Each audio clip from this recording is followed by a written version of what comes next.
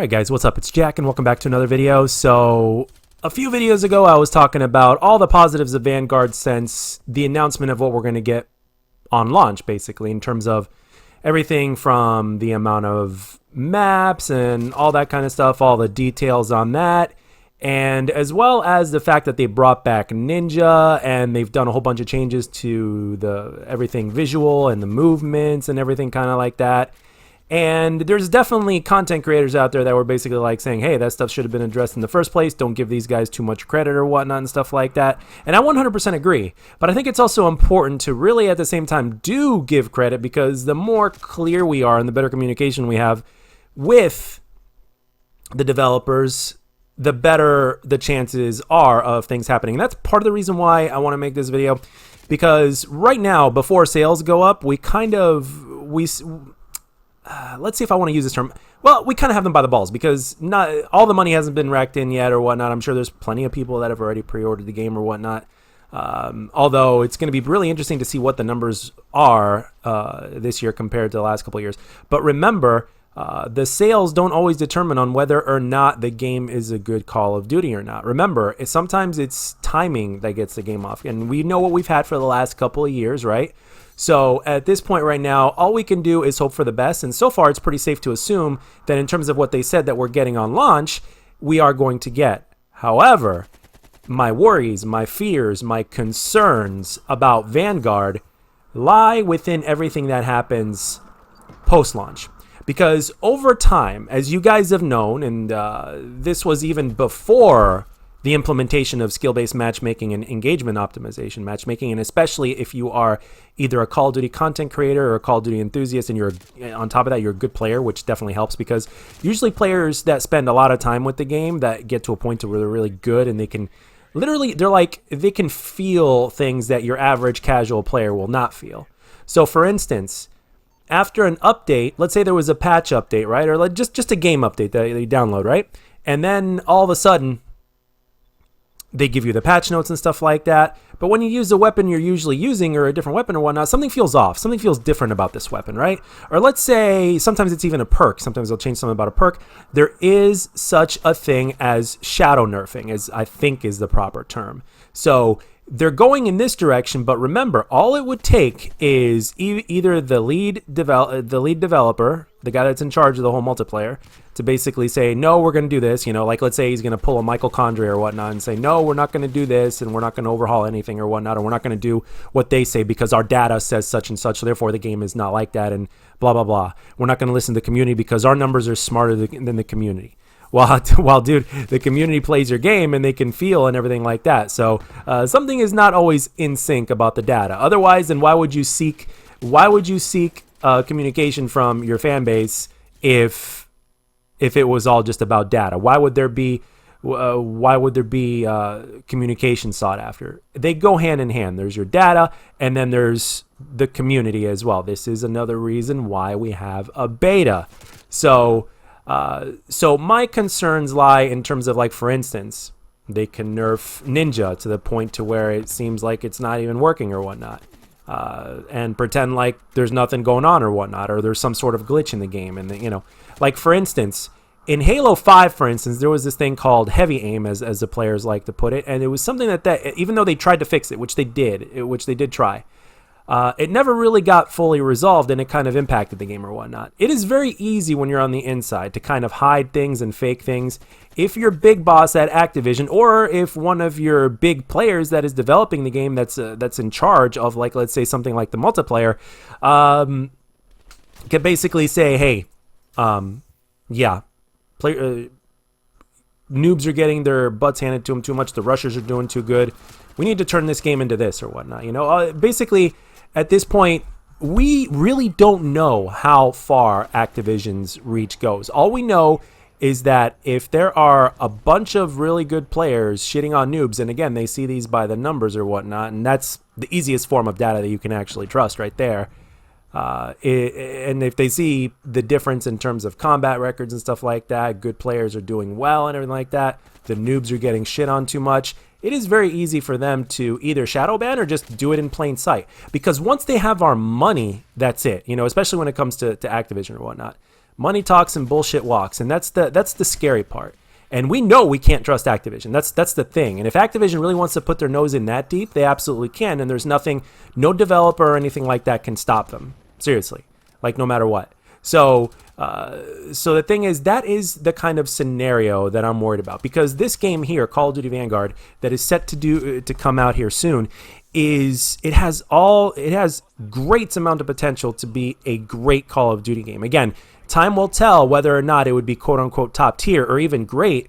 But when there's potential to be had, I think it's very important to mention this. And it's even before launch, not just after launch, but even before launch.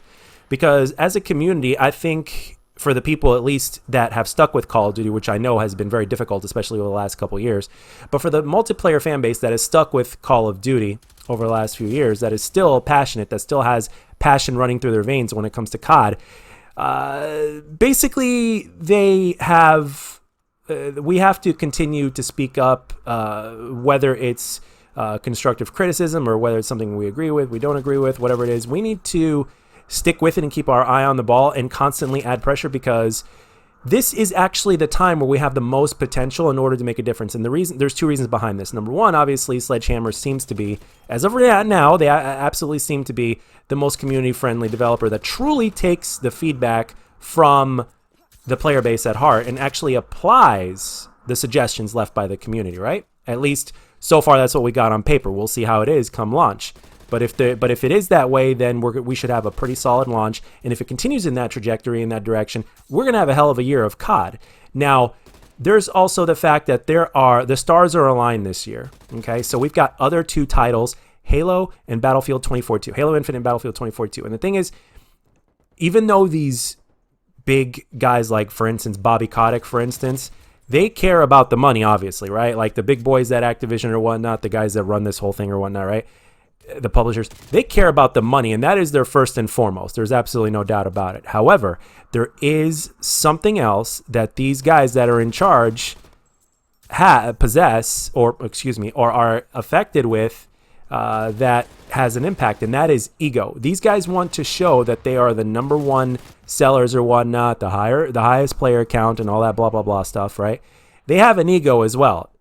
At some point, you don't just want to get the money, you also want to get the bragging rights. And these guys certainly have the bragging rights. And this is an opportunity for them now to truly show off and to flex their muscles by doing it the right way, as opposed to the scummy shit they've been doing, because they've got at least twice the amount of competition.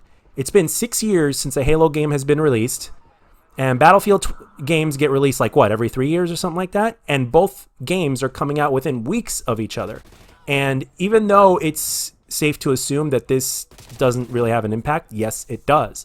Because you also not only do you need players to buy your game, but you also want players to stick with your game and the bragging rights that come with it.